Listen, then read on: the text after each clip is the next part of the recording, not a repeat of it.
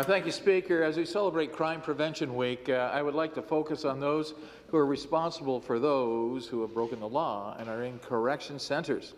You know, they call it crisis and corrections, and it's going to take a lot more than minor cosmetic changes to fix the problem, and the government has lost sight of that important fact. Correction officers have rights too, and this government must stop ignoring them.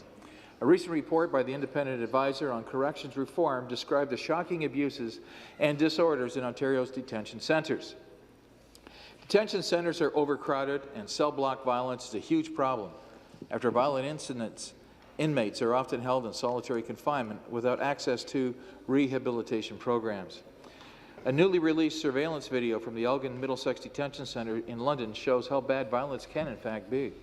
In that video, an inmate can be seen beating his cellmate to death. A staffing shortage prevented that kind of intervention that might have stopped the altercation.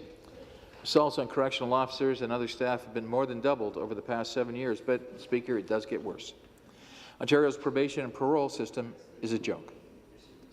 Our probation and parole officers are not to blame, and in many cases they are actively discouraged from making house visits because of insufficient resources. Many are told that they are not allowed to work outside business hours. But guidelines published by the Ministry of Community and Correctional Services explicitly state that the community visits are a valuable method of verifying information and enhancing supervision, and yet they're not happening. Offenders are often left to self-report, but, Speaker, very few do.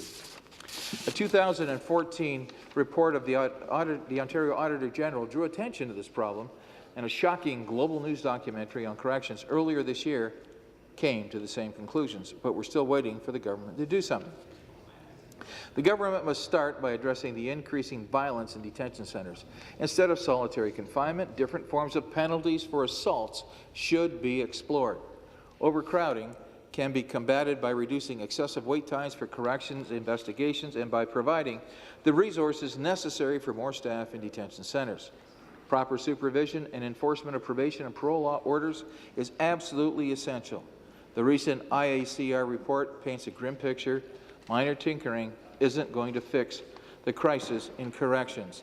Speaker, the minister's statement talks about crime prevention, but I just think this Liberal government isn't up to the challenge. Thank you.